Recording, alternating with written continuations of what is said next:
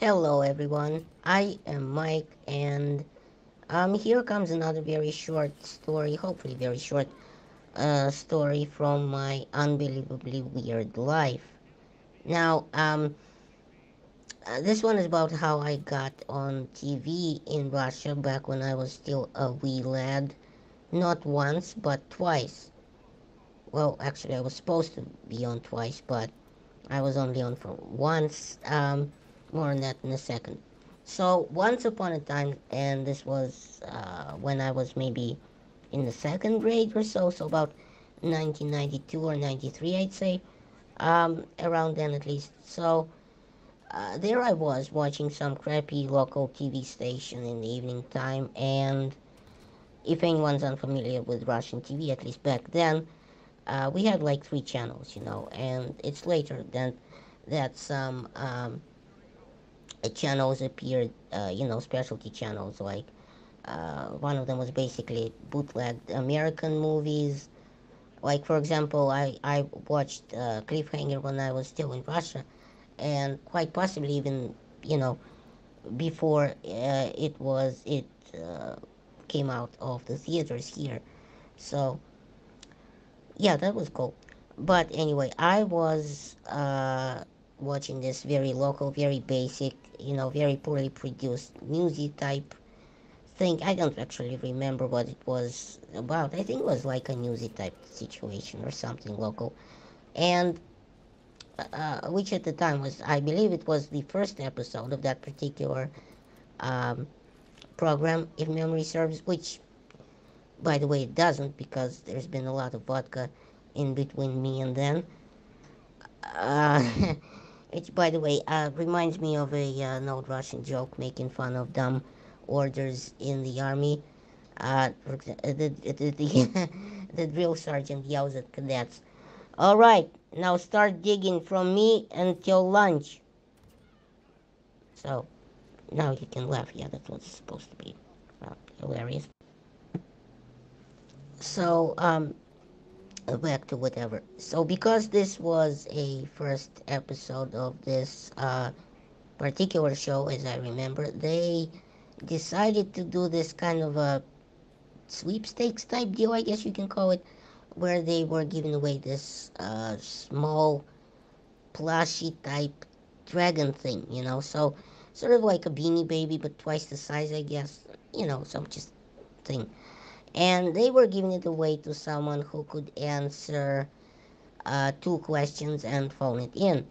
So the questions were how do you translate the word seldom, which I knew because I started learning English in the second grade right around that time. And the second question had to do with naming an author of a book, which luckily my father knew because he was right there. And I asked him, and if I'm not mistaken, the answer was Solzhenitsyn, but fuck me if I knew at the time. But so, you know, yes, you can go ahead and make jokes because I'm Russian and I never read Solzhenitsyn. So, yeah, there it is. Okay, now, so there I am. Basically, I pick up the phone and dial it a couple of times because, several people called in, I guess. I'm guessing like at least four, five if you include the anchor woman's parents, I guess. So I pick up, the phone, get through, yell the answers at them real quickly because I was, so pumped up. And lo and behold, I was the first one to get it right. I mean, obviously, I'm awesome. So they tell me to come to and I swear this is true, come to the local TV station, which was this big, tall, huge, very brutalist, square kind of OCP looking, ominous building, and pick up my prize on live TV of all things in their next episode. Yep, you heard that right, kiddies. Me picking up a small plushy toy dragon thing on live local TV. So there I am in a small claustrophobic room with like these two chairs, right? All these futuristic looking, you know, kind of like cup plastic chairs. Picture the chairs from A Clockwork Orange. So basically, yeah, that very uncomfortable. So there I am in this room with two chairs and a green screen, which was my first ever encounter of one. By the way, I had no idea how they work yet. And the anchor woman to my right, a camera guy like 10 feet from us, and a small, tiny ass teleprompter under the camera. Now, to a 9-year old me, this could only have been, cooler if I won a small Robocop action figure instead of a cute dragon. But you know what? That dragon thing I kept for years, and I brought it over to this country after that because it meant something to me, But I digress. So there I am, sitting like a dunce next to this somewhat cute, but let's be honest, homely anchor lady and this camera guy. Now the camera guy, speaking to the director in his headset, goes, "Yeah, I got my ears on." And as a side note, I remember that line so perfectly from nearly 30 years back, is because it made me giggle. And now I call my headset my ears every time I need to say headset, I guess. Now the anchor lady tells me, "Do not look at the teleprompter when you answer me. Look at me or the camera."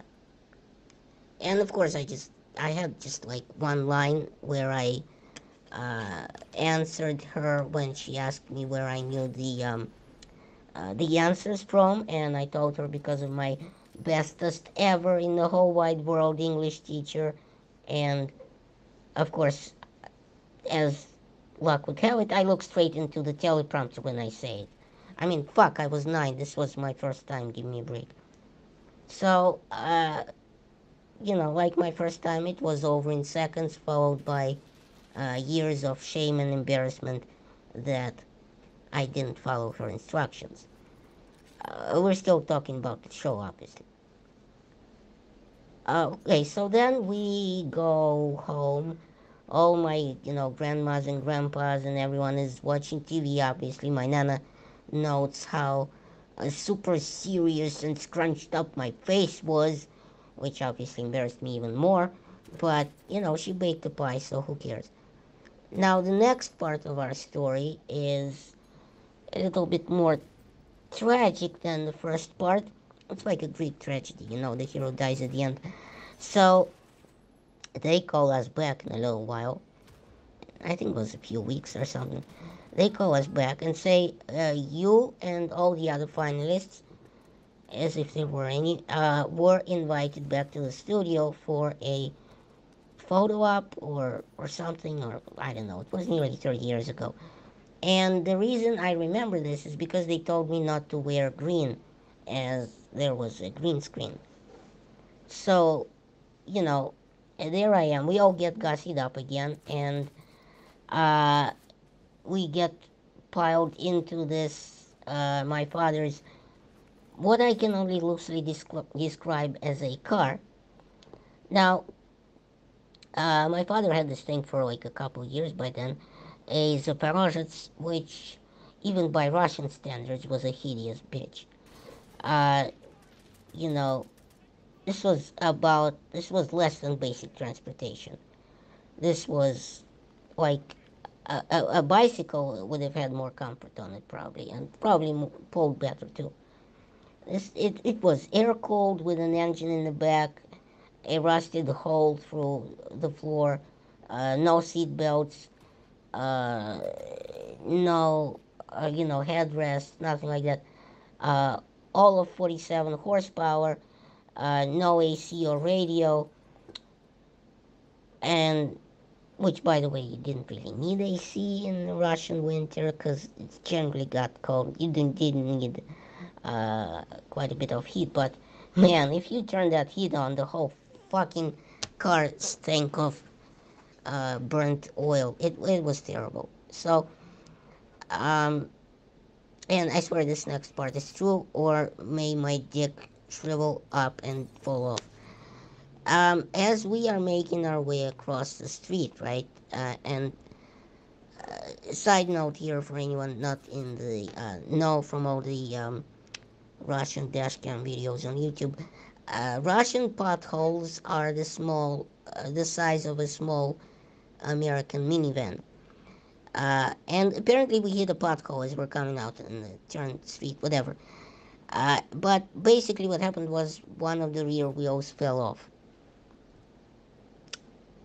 Yes. Maybe the lug nuts completely rusted through. I don't know. I was 9 and I didn't really stay around to find out or ask questions because I was kind of brushed off back into the house.